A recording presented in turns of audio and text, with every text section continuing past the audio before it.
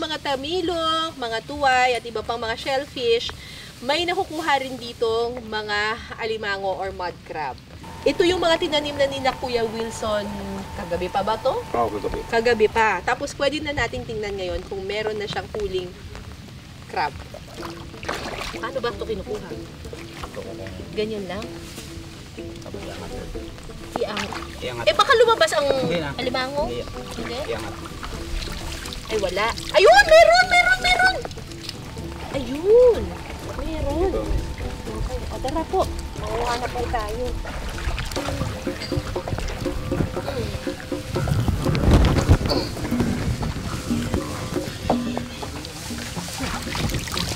Oh, meron. 3. Ay, 2. Isang malaki at isang maliit. Uy, huwag kang umakyat.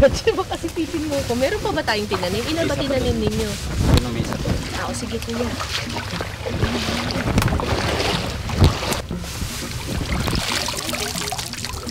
Walang huli. May isa. Ang swerte. Sabi ng mga mangingisda dito, simula daw nung naging mayabong yung kanilang mangrove forest, lalo rin daw dumami yung mga lamang dagat na makukuha dito. Yung mga tuway, mga tamilok, at saka... Pagkatapos sumabak sa matinding putik, ang mga nahuli nating mud crabs diretso na sa kusina. Ang next dish, garlic buttered mud crabs.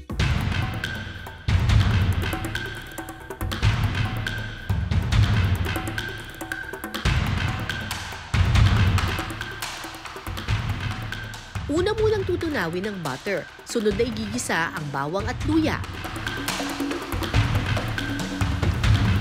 Saka ilalagay ang nahiwa at nalinis na mud crabs. Titimplahan ito ng asin at asukal. Takpan at iluto ng 15 minuto.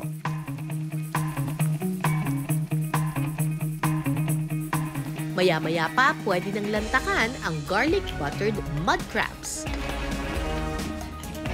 Wow! Naamoy ko yung butter, ah. Yung butter at saka yung garlic. Ayan! Luto na ang ating butter garlic mud crabs. Tikman na natin.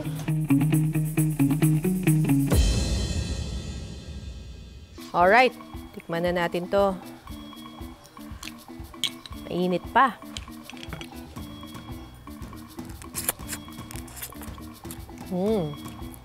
Kahit maliit siya, masarap. Challenge lang kainin kasi maliit. Ayan.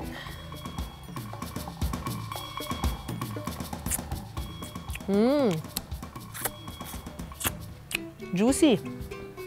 Very juicy. Tapos lasang-lasa mo yung garlic at saka yung butter.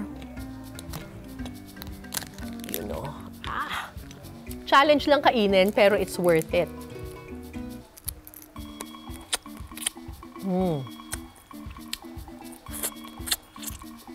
Yeah. Sariwang-sariwa.